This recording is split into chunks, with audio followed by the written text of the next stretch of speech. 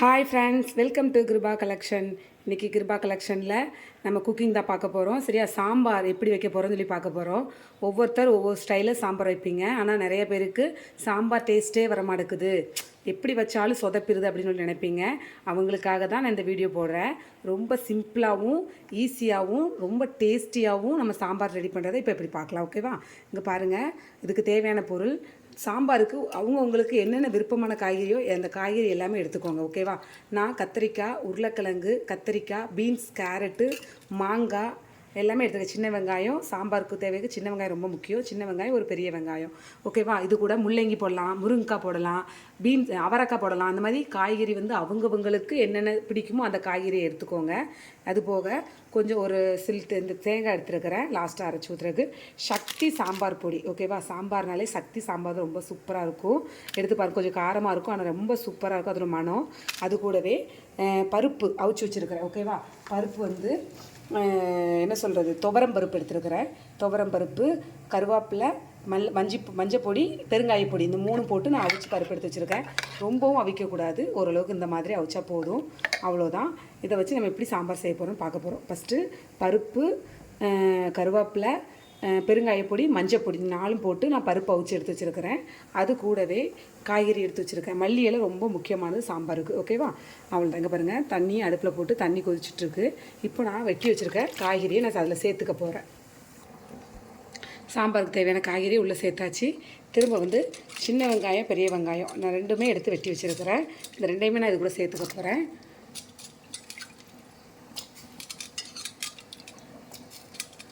அவ்வளோதான்.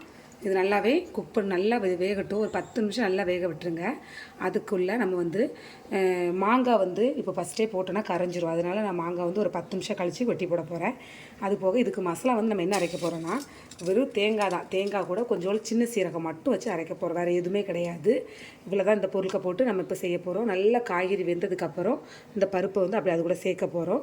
சாம்பார் பொடி போட போகிறோம். கொஞ்சோண்டு புளி கரைச்சி ஊற்ற போகிறோம். நம்ம மாங்காய் போட்டிருக்கனால ரொம்ப கம்மியாக புளி கரைச்சி ஊற்ற போகிறோம். ஒரே ஒரு தக்காளி போட போகிறோம். அவ்வளோதான். இதோட பொருட்கள் அவ்வளோதான். ரொம்ப ஈஸியாக இருக்கும், ரொம்ப டேஸ்ட்டாக இருக்கும். எப்படின்னு சொல்லி செய்கிறத பார்த்துட்டே இருங்க. மிஸ் பண்ணாமல் பாருங்கள். பாதியில் கட் பண்ணி பார்த்தீங்கன்னா தெரியாமல் போயிடும். இதே மெத்தடில் ஒரு இது கூட மாறாமல் நீங்கள் செஞ்சு பாருங்கள். இதோட டேஸ்ட் வேறு லெவலில் இருக்கும். செஞ்சுட்டு எப்படி இருக்குன்னு கமெண்ட் பண்ணுங்கள்.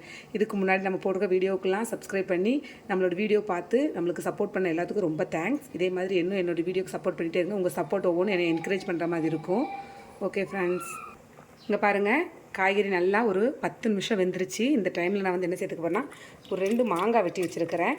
சாம்பாருக்கு மாங்காய் போட்டால் ரொம்ப சூப்பராக இருக்கும். இந்த சீசனில் நம்மளுக்கு மாங்காய் கிடைக்கும், எல்லா சீசன்லேயும் கிடைக்காது. இங்கே பாருங்கள், அவ்வளோதான். நல்லா 2 மாங்காய் வெட்டி போட்டுட்டேன். இது ஒரு 5 நிமிஷம் வேகட்டும். வேகையும் நம்ம அவிச்சு வேக வச்சுருக்க பருப்பை சேர்த்துக்கலாம். சரியா? எங்களோட ஸ்லாங்கில் அவிச்சு வச்சுருக்கிறதுன்னு வந்துருச்சு. வேக வச்ச பருப்பை சேர்த்துக்கலாம். ஓகேவா? சின்ன சீரகம், தேங்காய் வச்சு நம்ம கொலன்னு அரைக்காமல் கொஞ்சம் பிறுத்த மாதிரி அப்படி துருன்னு அரைச்சி எடுத்துக்கலாம். ரொம்ப நைஸாக அரைக்காதுங்க, கொஞ்சம் துருன்னு அரைச்ச மாதிரி எடுத்துக்கலாம். ஓகேவா? வேறு ஒன்றுமே இல்லை, தேங்காயும் சின்ன சீரகம் மட்டும்தான். மாங்காய் போட்டு ஒரு 5 நிமிஷம் ஆச்சு. இப்போ ஒரே ஒரு தக்காளி மட்டும் நான் நறுக்கி சேர்த்துக்கிறேன். அவ்வளோதான். இது கூடவே இப்போது நம்ம வேக வச்சுருக்க பருப்பை சேர்த்துக்க போகிறோம். நல்லா காய்கறி வெந்துருச்சு.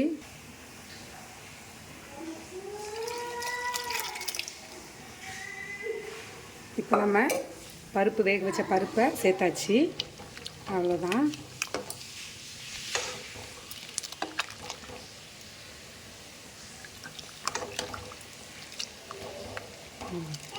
அவ்வளோதான். இப்போ இந்த எல்லாமே சேர்ந்து ஒரு 10 நிமிஷம் நல்லா கொதிக்க விட்டுருவோம்.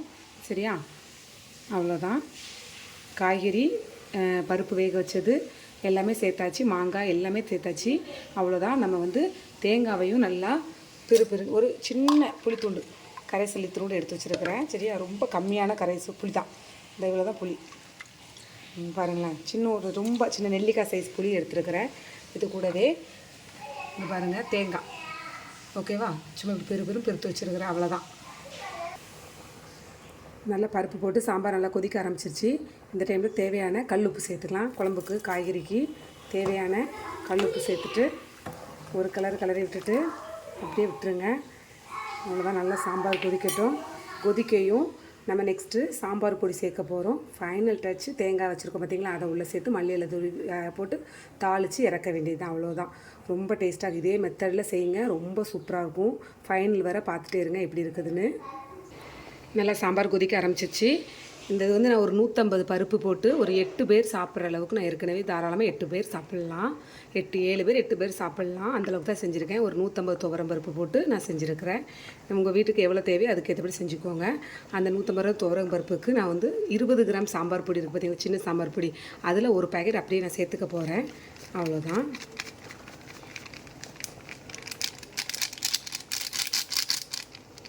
சக்தி சாம்பார் வந்து அதோட மணமும் அந்த காரம் எல்லாம் ரொம்ப சூப்பராக இருக்கும். வேறு காரத்துக்குன்னு சொல்லி பச்சை மிளகாவோ எதுவுமே சேர்க்கலை. வேணுங்கிற சொல்கிறவங்க ஒரு 2 பச்சை மிளகாய் சேர்த்துக்கோங்க. ஆனால் நான் பச்சை மிளகாய் எதுவுமே சேர்த்துக்கலை. அவ்வளோதான். அதோட மனம் கலரு எல்லாமே சூப்பராக இருக்கும். நல்லா காய்கறியே வெந்துருச்சு. சாம்பார் பொடி போட்டாச்சு. இனி சாம்பார் பொடி போட்டு ஒரு 10 நிமிஷம் வேக விட்டுட்டு ஃபைனலாக தேங்காய் அரைச்சி ஊற்றி அது கூட வந்து புளிக்கரைசல் சேர்க்கணும். லாஸ்ட்டாக தான் புளிக்கரைசல் சேர்க்கணும். அவ்வளோதான். சாம்பார் நல்லா பொடி போட்டு கொதிக்குது. இப்போ நான் வந்து தேவையான அளவுக்கு புளிக்கரைசல் சேர்த்துக்க போகிறேன். அவ்வளோதான். சாம்பார் நல்லா கொதிச்சிட்ருக்குது. இந்த டைமில் வந்து நம்ம துருவி வச்சுருக்க தேங்காய், அவரை அரைச்சி வச்சுருக்கோம் தேங்காய், சின்ன சீரகம் சேர்த்துக்க போகிறோம். அவ்வளோதான். ரொம்பலாம் சேர்க்க வேண்டியதில்லை, ஓரளவுக்கு மீடியமாக சேர்த்தா போதும். அவ்வளோதான். ரொம்ப நைஸாக அரைச்சும் போடாதுங்க. இந்த அவ்வளோதான் ஃபைனல் டச்சு. இது கூட வந்து நம்ம என்ன பண்ண போகிறோன்னா, இது வந்து தாளிப்பு கொட்டி வச்சுருக்கேன். சின்ன வெங்காயமும் கருவேப்பிலையும். இப்போ வந்து மல்லி இலை நல்லா பரவாயில்லாமல் ஒரு கைப்பிடி வந்து மல்லி இலையும் பச்சை கருவேப்பிலையும் நான் சேர்த்துக்க போகிறேன். அவ்வளோதான்.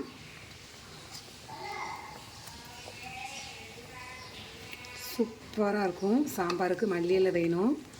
அவ்வளோதான்.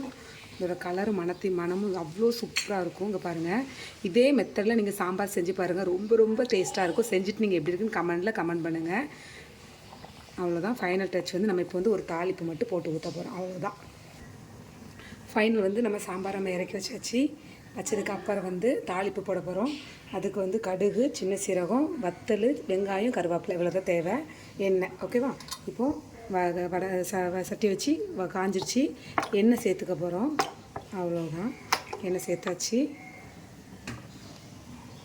எண்ணெய் காஞ்சதுக்கப்புறம் காஞ்சிருச்சு. கடுகு சேர்த்துக்கப்புறம் கடுகு உளுந்து பருப்பு சேர்த்துக்கப்புறம் கடுகு பொடிஞ்சிருச்சு. சின்ன சீரகம் கொஞ்சோட சேர்த்துக்க போகிறோம்.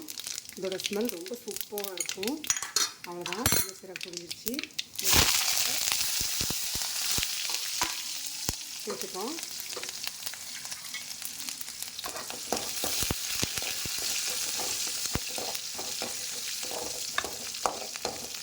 பருப்பு குழம்பு, சாம்பார் இந்த ரெண்டுக்குமே சின்ன சீரகம் போட்டு தாளிங்க. ரொம்ப அதோட மனம் சூப்பராக இருக்கும்.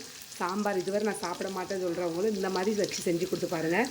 நீங்கள் வச்சதான்னு சொல்லி டவுட் ஆகிற அளவுக்கு சூப்பராக இருக்கும். செஞ்சு பார்த்துட்டு எனக்கு எப்படி இருக்குன்னு கமெண்ட் பண்ணுங்கள். ஓகேவா? அவ்வளோதான். தாளிப்பு போட்டு இப்போ நம்ம உள்ளே ஊற்றிட போகிறோம்.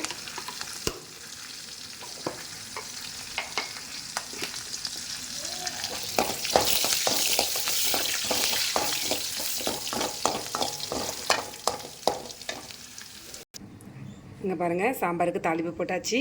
நம்மளுக்கு சூடான சுவையான டேஸ்டியான சாம்பார் ரெடி ஆயிடுச்சு. இதே போல் நீங்களும் ட்ரை பண்ணி பார்த்துட்டு எப்படி இருக்குன்னு எனக்கு கமெண்ட் பண்ணுங்கள். Thank you friends. பாய்.